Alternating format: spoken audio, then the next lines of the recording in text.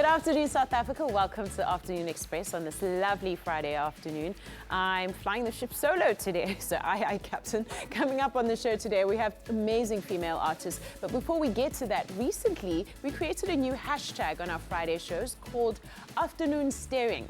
Hashtag Afternoon Staring. So head over to our social media platforms and join the conversation. We want to know who is your afternoon staring this week. Anyone who inspired you or who makes you want to be great or who's just making great moves. Tweet us at Afternoon Chat or comment on our Facebook page concerning that. Now on to our guests, a little bit more about them. Later on, we'll be sitting down with Durban-born poet Thando Fuze, who has been nominated twice for Best Female Performing Poet at the Original Material Awards and is about to launch her own stage show, and she's releasing a printed collection of her best poems for the last 10 years. But first up today, we're joined and honored to have in the loft with us a living legend of South African jazz, Sylvia Mdunyelwa. And she started singing in the 70s when she joined Victor Ndoni's sextet. Over her career, she developed a deep passion for developing talent of young and aspiring musicians and founded the Langa Arts Association. She's traveled the world and performed with the best in the business, and today she joins us to share her journey.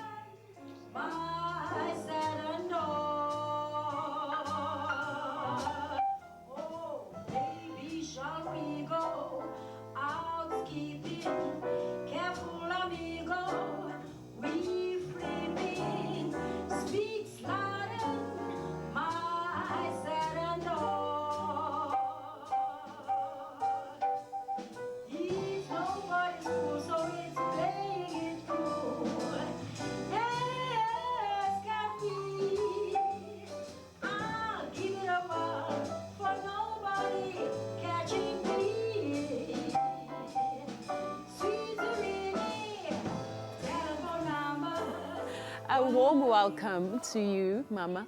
Thank you so much for joining us. Sylvia Mdunyelwa. So, what drew you to jazz? What made you fall in love with it so much? So much so that you train young artists in that medium. Well, I grew up from a musical family.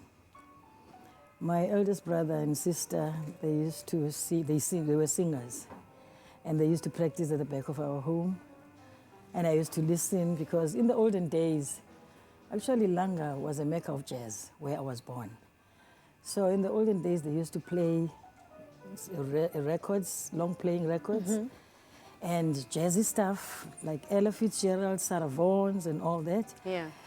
And we used to lie under the space gram and listen, thinking that those people are inside because I was still a kid, about 7, 8 years old. And I loved Mac the Knife. And they used to say to me, sing, Sissy. And then I used to sing, oh, the sunshine, Crawley Tixfield, scattered below. I didn't know what I was singing about. So they laugh and say, oh, shame, baby. It's only now that I've noticed that, man, I was singing wrong lyrics. So they were singing jazz. There were a cappellas that they were doing. They had a group of a cappella.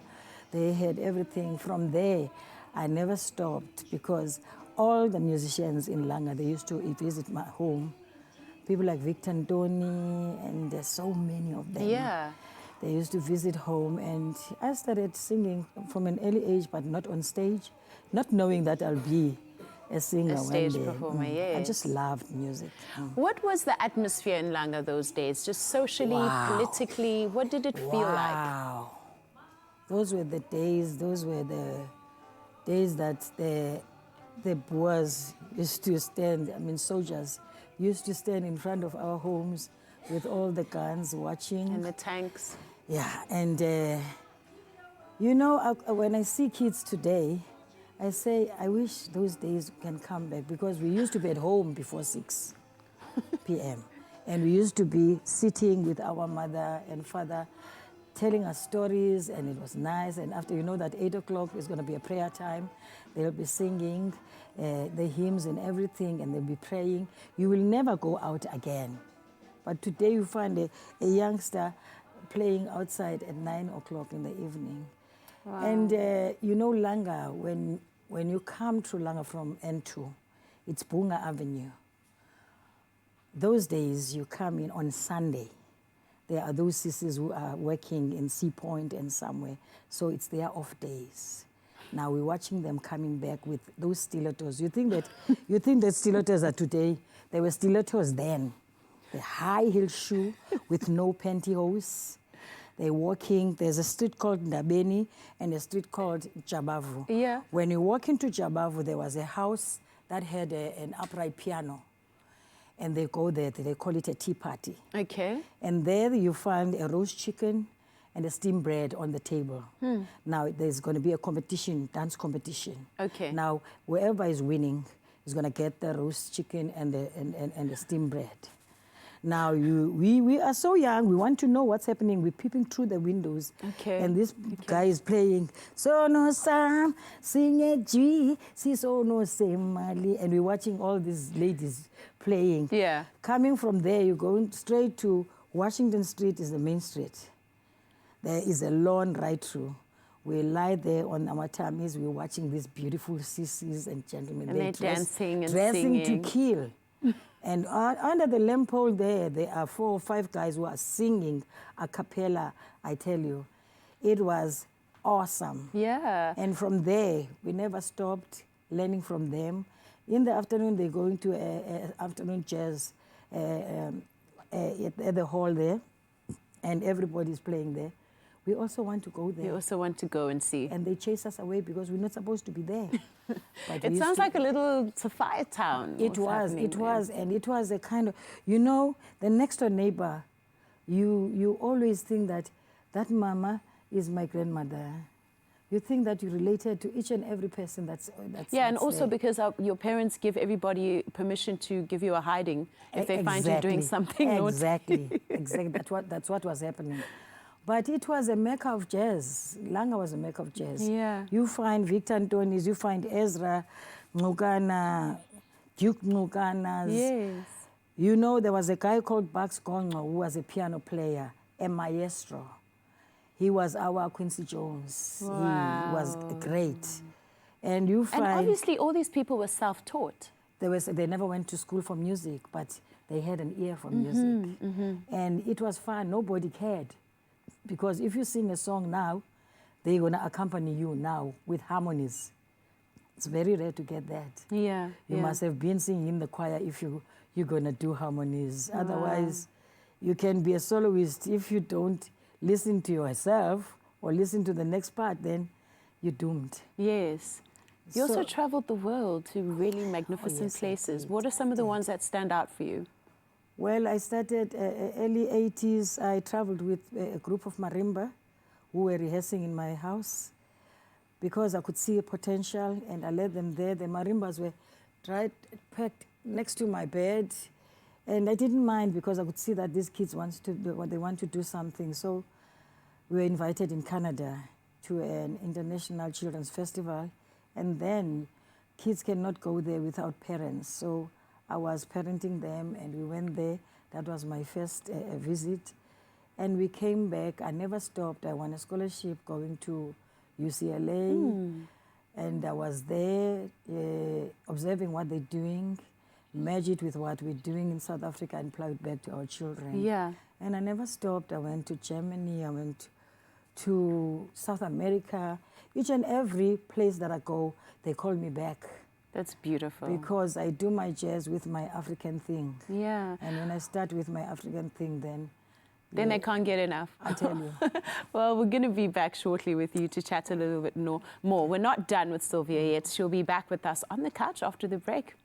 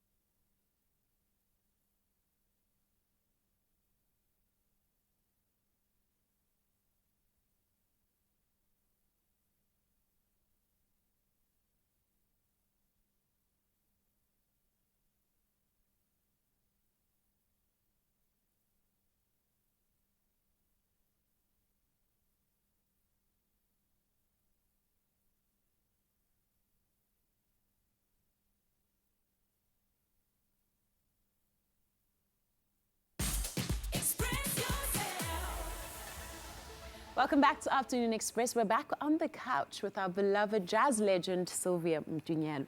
So, Mama, one of the great things that you've done in Langa, and I remember being at a meeting with you in a big hall in Langa when Minister Mtetwa came to speak, and you spoke and you were so passionate about the arts in Langa and developing young people, so much so that you started an organization called the Langa Arts Council. What does it do? Association. And how have you evolved and grown it?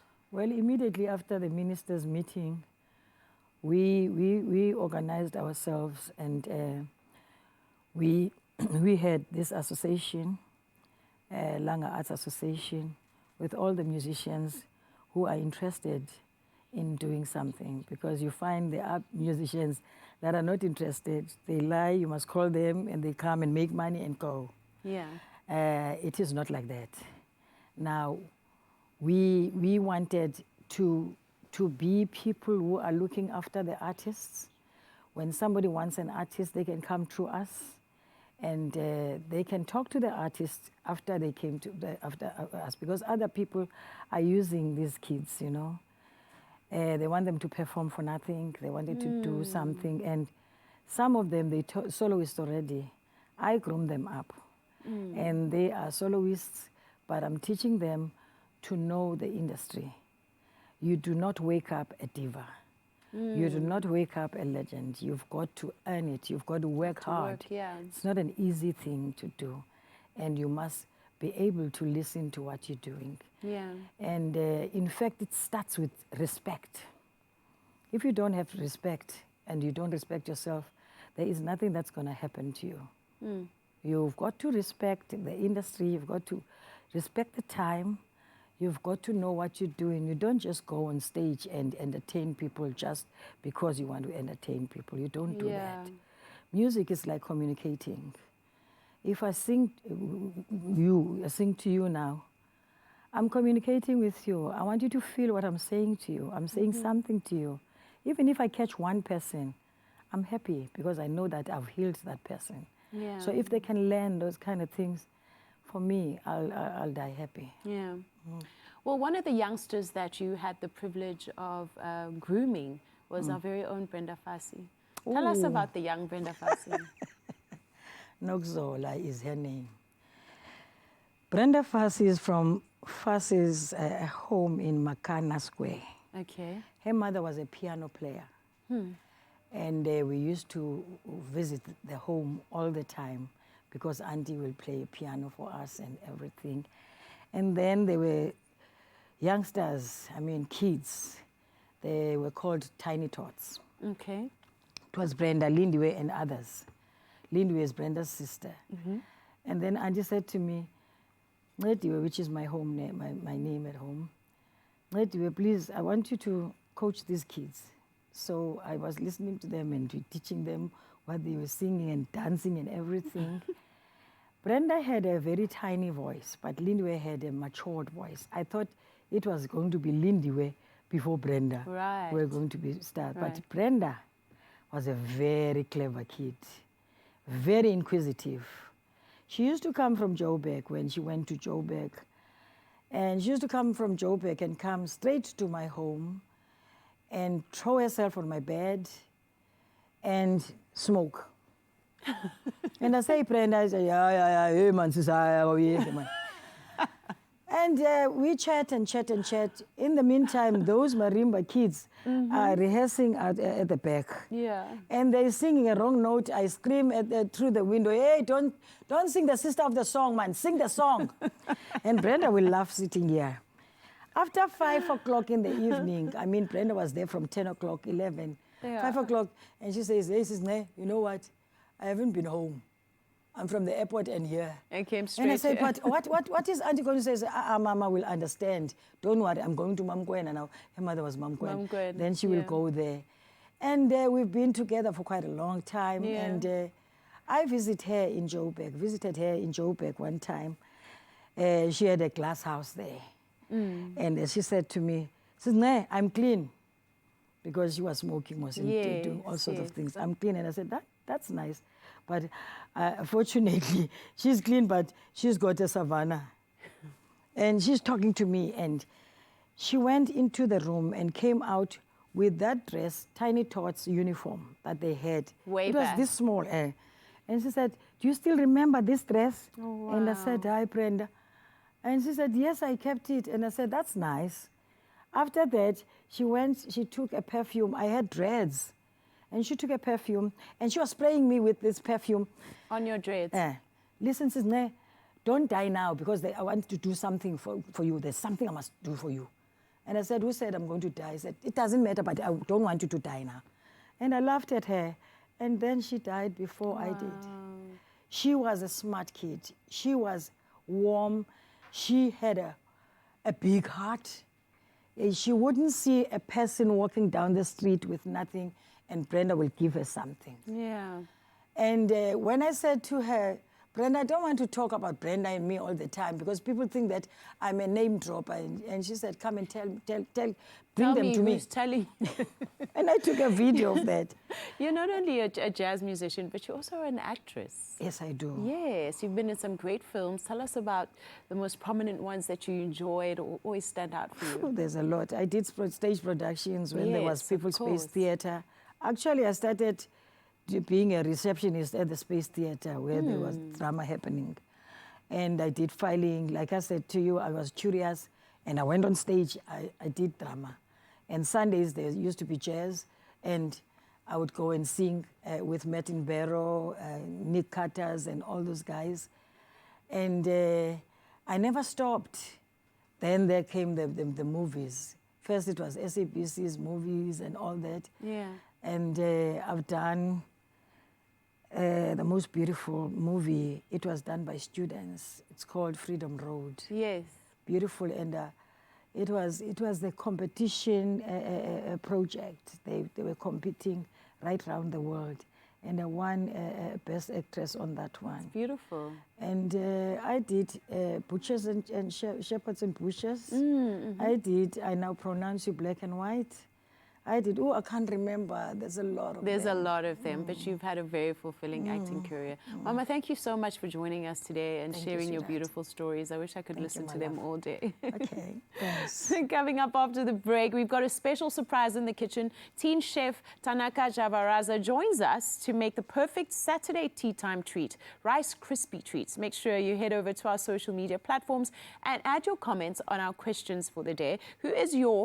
Our question for the day is, who is your #afternoon staring this week? Tweet us at Afternoon Chat or comment on our Facebook page. We'll be right back.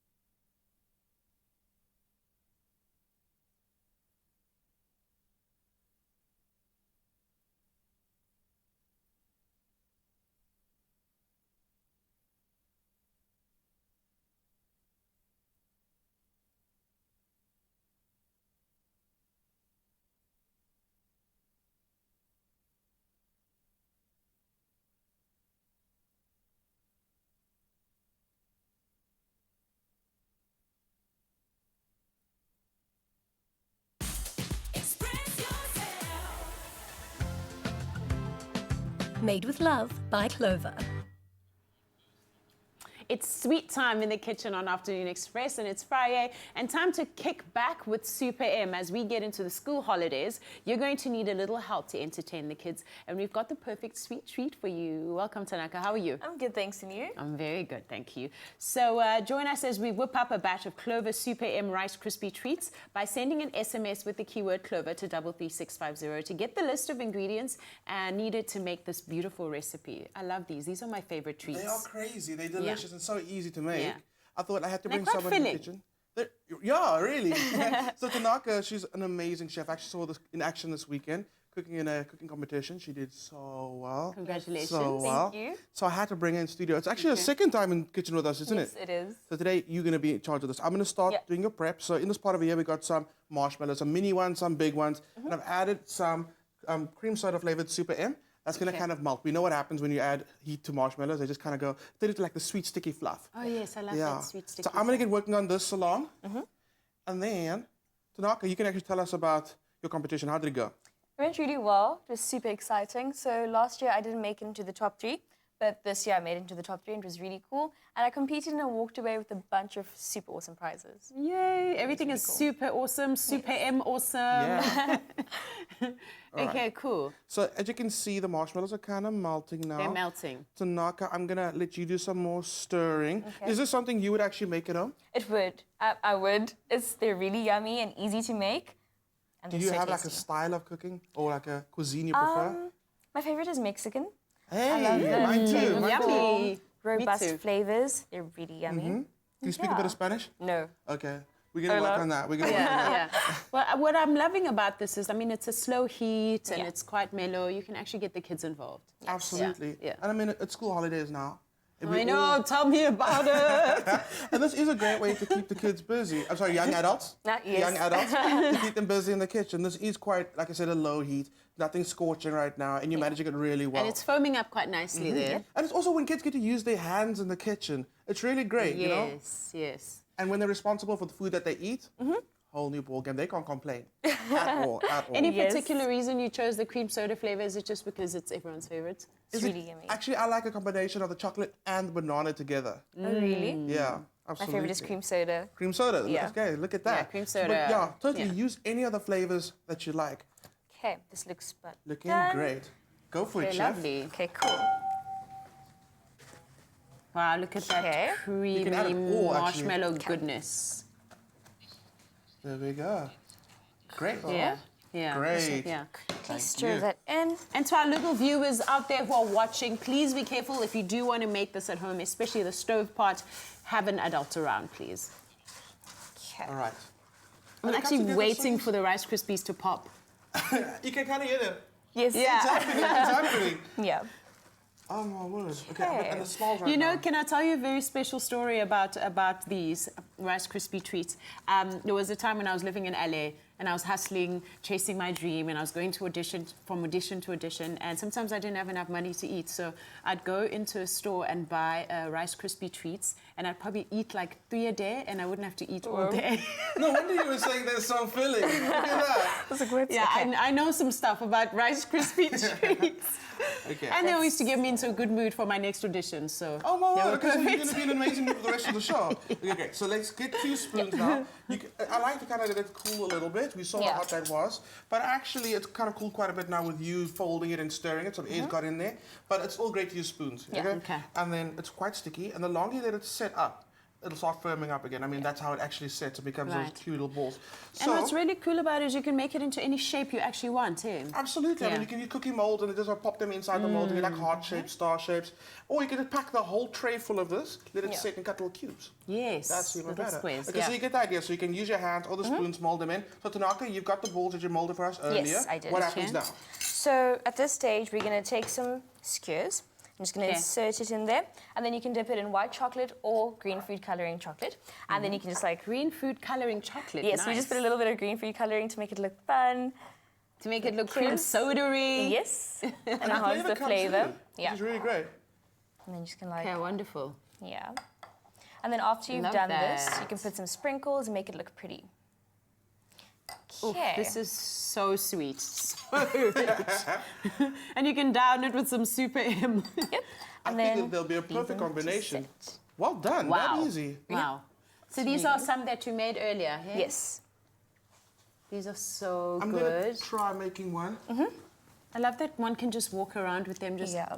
Really munching them convenient. slowly. Yeah, these look really sweet. Thank you so much, Tanaka. It's a pleasure. So tasty and sweet and always a treat. What's not to love? Remember to SMS the keyword Clover to 33650 to get this recipe sent to your device. And in case you missed any of these steps, here's a quick recap.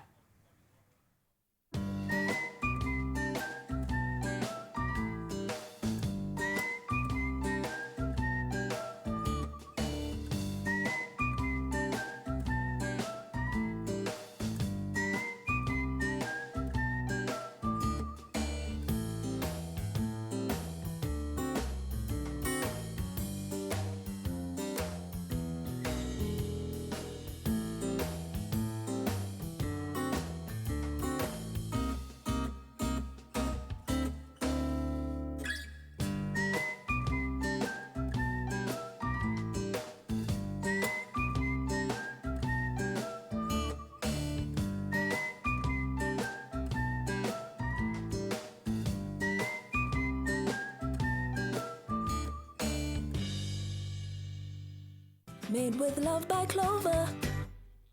What an absolute treat. Now, after the break, we're joined by our second inspiring guest for today, Durban-born poet Thando Fuze. Plus, it's time for Online Express, our Friday feature, where we take a look at the biggest trends of the week on social media. Make sure you join the conversation online, please, and let us know who inspired you this week, who's making moves, who's doing things that you see yourself doing one day. And we call them our afternoon starings. Tweet us at Afternoon Chat or comment on our Facebook page. We'll be right back.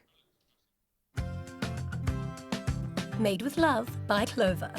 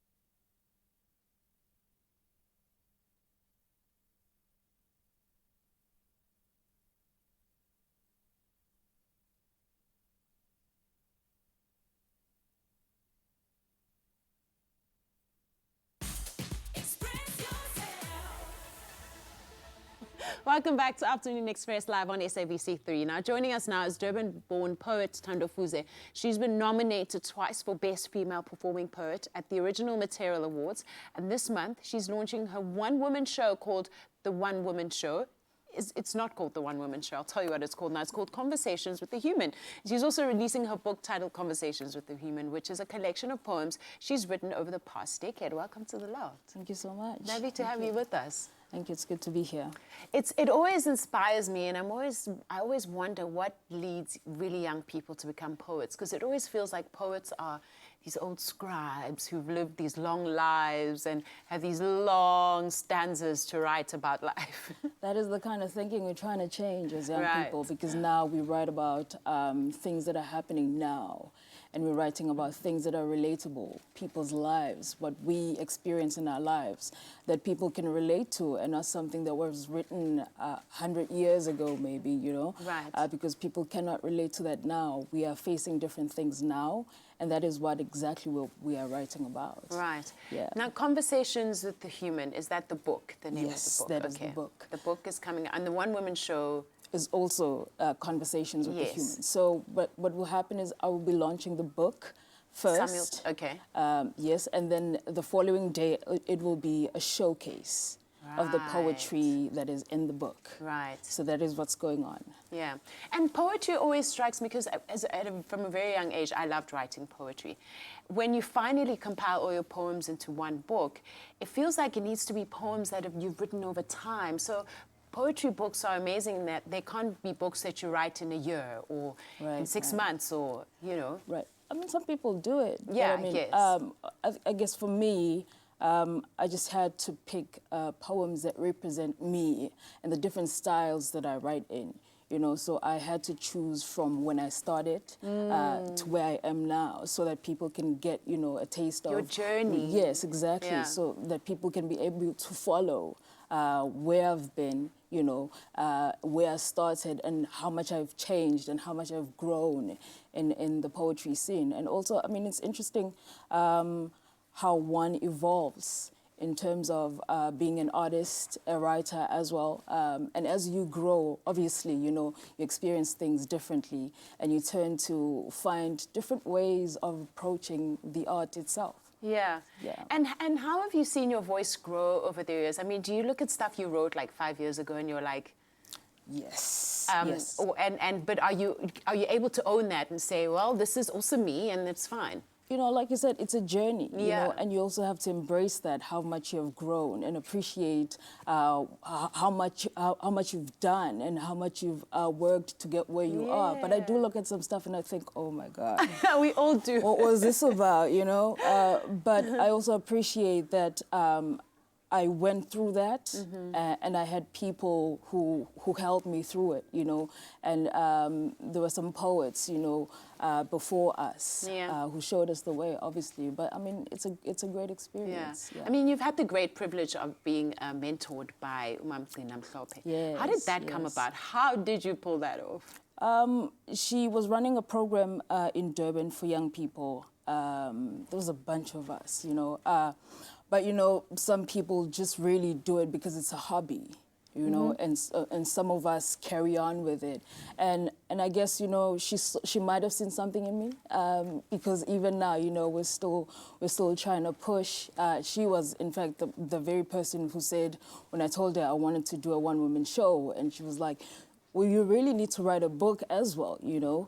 Wow. So I really thought about it. I was not going to, because I thought maybe I was not ready yet, but she really pushed me to do a book as well. Yes. Yeah. Yes. And in terms of performing your poetry, how do you kind of coin the kind of aesthetic you want, or how you want to sound, or you know, because there's different ways of doing it. There's slam poetry. There's Yes. just your way that you coin, or you just go with how the mood takes you. How do you do it?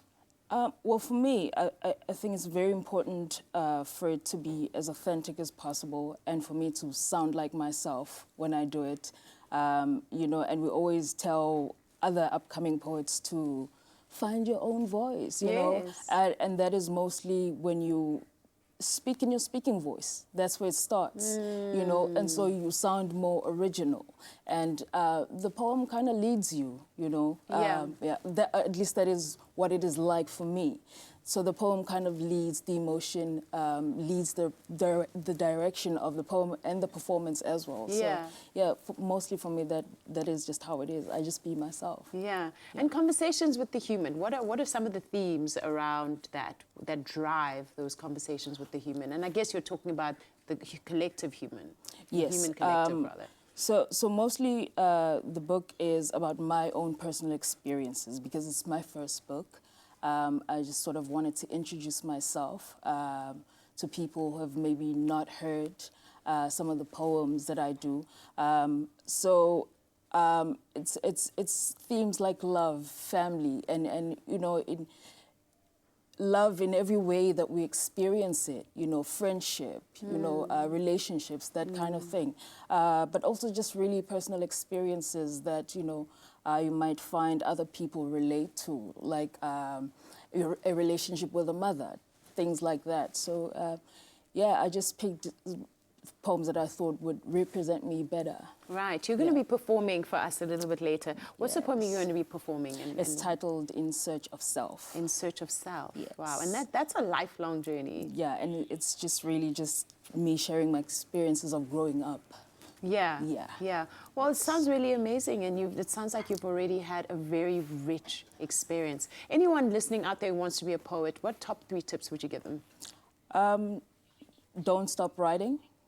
Be yourself all the time and just really work on finding your own voice, as we always say. Yeah. Sounds cliche, but it's very important. Otherwise, you end up sounding like everyone else, which is something that we really don't want. We really want to hear you come through in your own in your own work. You know, so being able to tell your own stories also, is important. You know, yes, very well, important. thank you so much. We're looking forward to Thando's performance later on in the show. But right now, though, it's time for Online Express.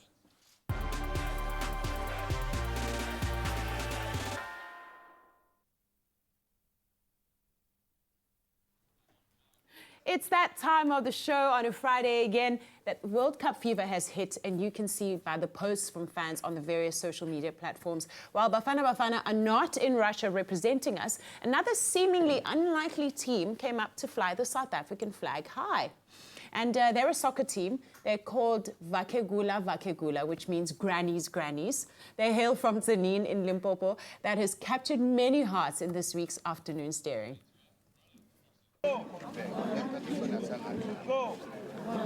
Thank you. Bakegula Football Club, founded more than 9 years ago with the aim of improving their health. These grannies have managed to beat old age and lifestyle diseases by keeping active. But it doesn't only come with the perks of keeping fit. The football team has also allowed the grannies an opportunity to travel to the United States to participate in tournaments with fellow senior citizens. I am happy to go to Russia. We are not looking backwards. We are going forward. How dope are those grannies, though? We were at the World Cup. We were there. You know, at least we got there. At least, That's yeah. amazing. Yeah, and apparently not all of them could go. Only 3 of them were able to represent us. Aren't you like watching this thinking, man, I hope my moms and my gran were in this team?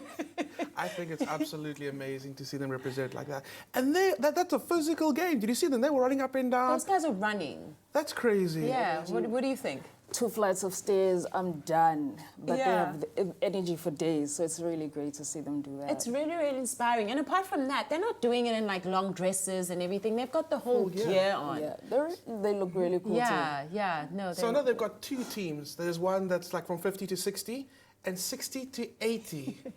I mean, that's... 18 still running like that. When I leave here, I'm going to be sort of running around the promenade, you know, I'm going to start my own little team. Those grannies are amazing. Hooray to the grannies, Yay. the dopest grannies in Africa.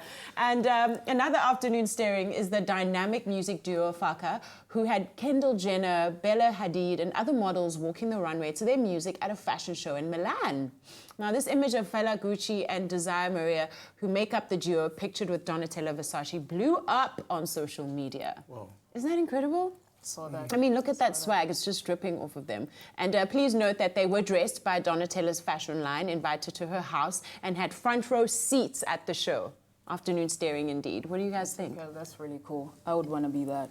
International domination, hey? Exactly. The whole world is watching, and that's crazy. Yeah, and what's interesting for me is I've been watching these guys just do their own thing, staying in their lane, just slaying. Not like trying hard to get attention, but it just goes to show, like when you just do your thing and you believe in it and you're just consistent, the right people pay attention. Exactly what we were talking about, finding your own voice. Exactly, right?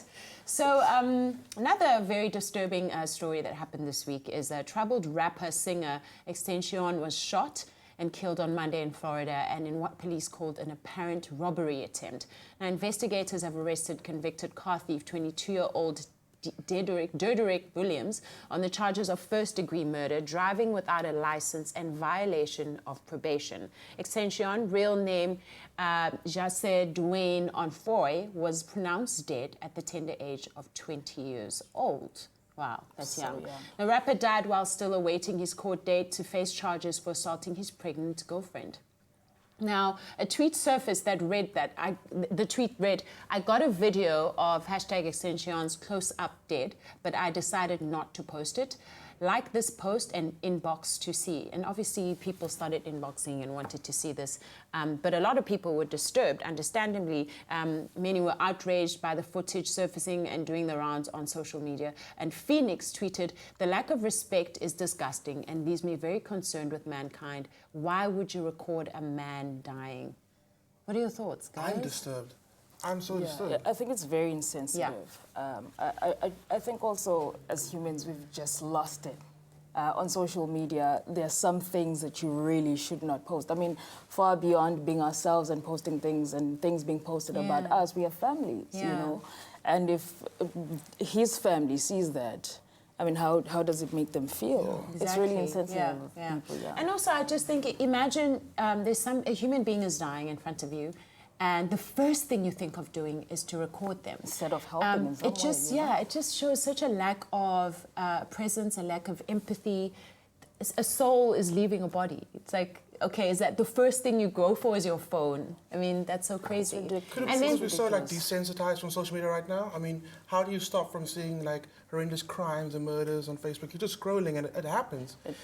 I'm a sensitive viewer, so I can't even like imagine seeing that. But to his family, and apparently he has a child on the way. Yeah, he has a child Child's on the way. never met him, but that's going to be the memory that he or she's going to have of him. It's horrible. No, it's crazy. And I just can't picture myself being the one who's actually DMing someone going, yo, dude, just the video. show me that That's pic. beyond. So crazy. And I think people generally just seem to not want to take responsibility for their social media posts or for their words, as shown by this moment that Nadine Watkins shared on Twitter.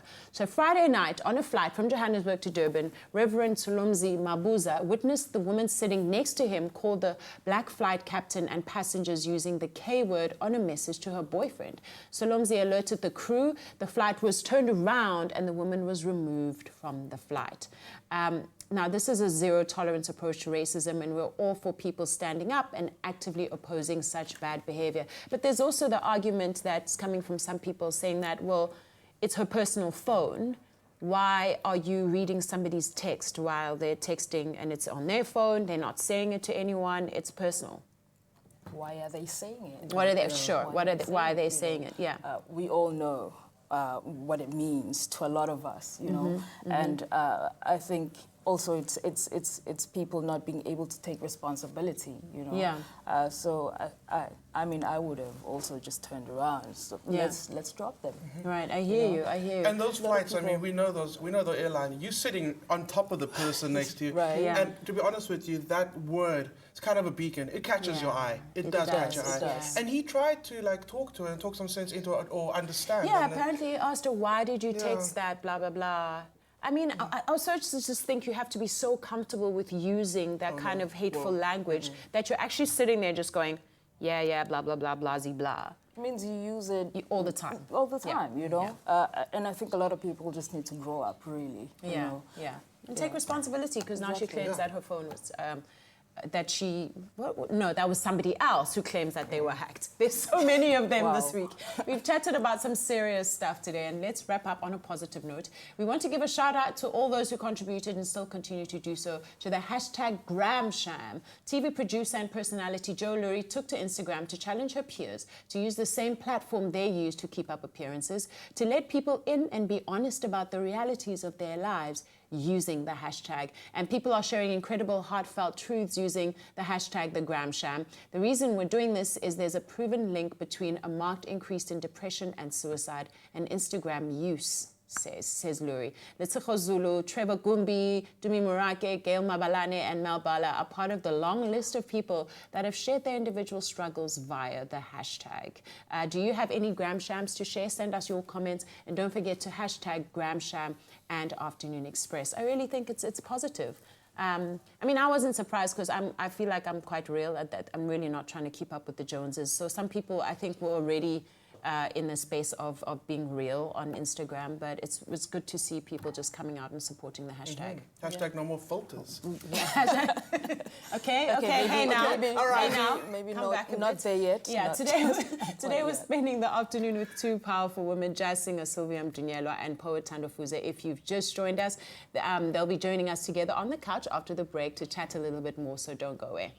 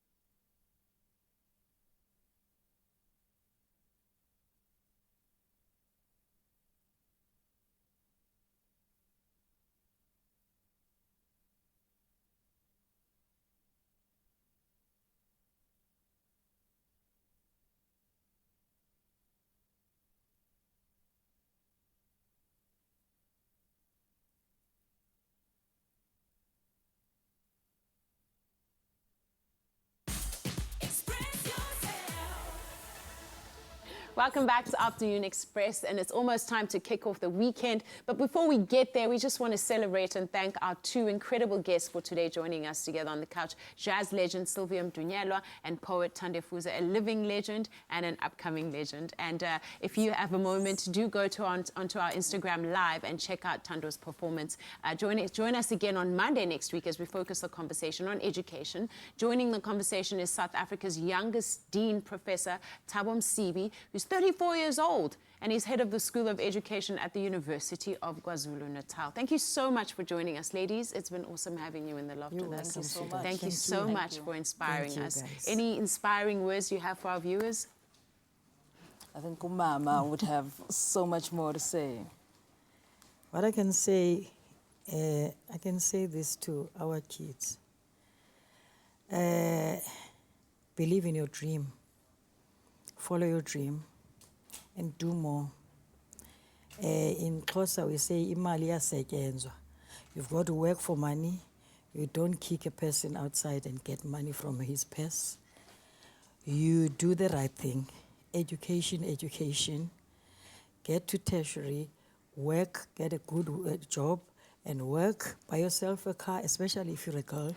Buy yourself a car, buy yourself an apartment, and then you get a boyfriend after that. After that exactly. only. Yes.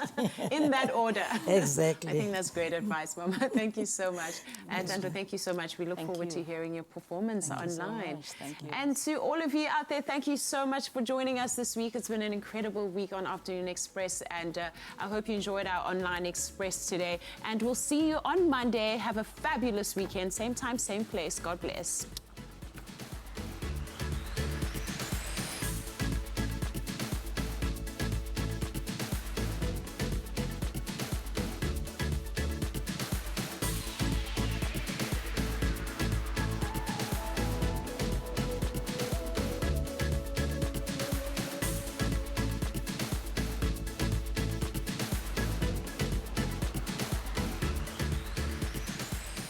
Afternoon Express, made with love by Clover. Another feel-good production.